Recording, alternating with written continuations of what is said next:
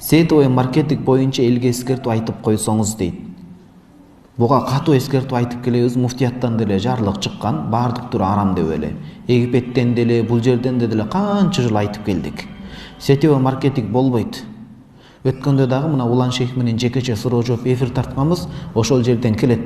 Жаңы бир түрүн ойлоп чыгарыптыр. Бул болот, биз тимин сатабыз, анан ырчысы бар, дигиндеги бар деп.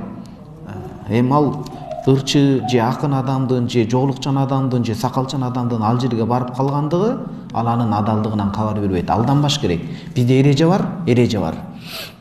Ар-риджалу ю'рафуна бил-хакаиq лал-хакиqatu bir-rijal. Адамдар акыйкат менен билиниш керек. Адамдын кылып аткан иши мейли ал жоолук салынсын, мейли ал сакал койсун, 10 жолу, 100 жолу муражылыкка барсын, бирок анын кылган иши шариатка дал келсе алынат, болбосо жок. Биздин аброюбуз, кадыр баркыбыз шариатты канчалык колдонуп атабыз, ошончолук гана. Бизде жанагындай түшүнүк болуп калып атат да, ыйманыбыз сырткы нерсеге гана чектелип, ички жакка кирбей атат деген сөз да.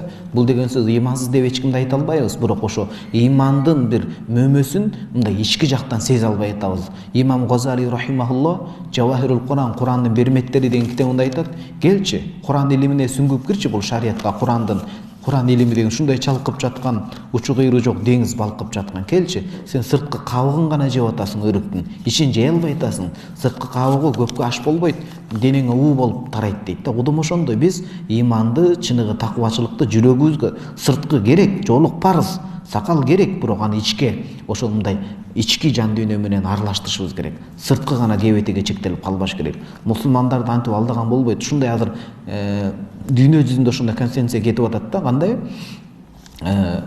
Сакал кое бер, УФСге чыга бер. Жеңип койсоң Аллах акбар дейсиң, сажда кыласың деп. Бул эмне мусулмандардын үстүнөн шакаба, шылдыңдагандыкпы? Антип дин менен ойношпош керек болот.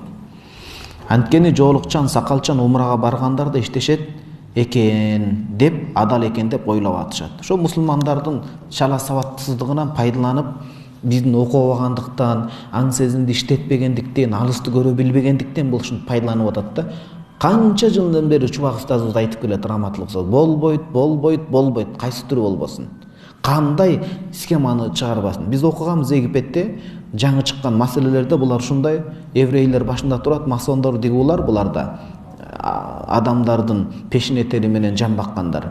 Булар бир форманы иштеп чыгат, ал таанылып калгандан жаап кетет, экинчи форманы иштеп чыгат, экинчи, үчүнчү форманы иштеп чыгат. Анан кече гана сетевый маркетингде жүргөндөр бүгүн жол салынып, аялдарга сабак өтүп жүрөт да.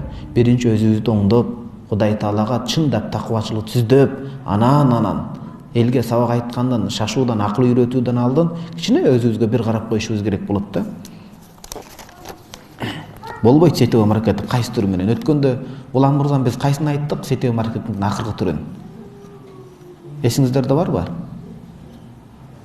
Айтор бизде баракта бар болчу, сороодо жаңы чыккан түрү. Кандай болсо дагы бул түрлөрүнөн этият болуш керек. Адал мээнетке тырышыш керек.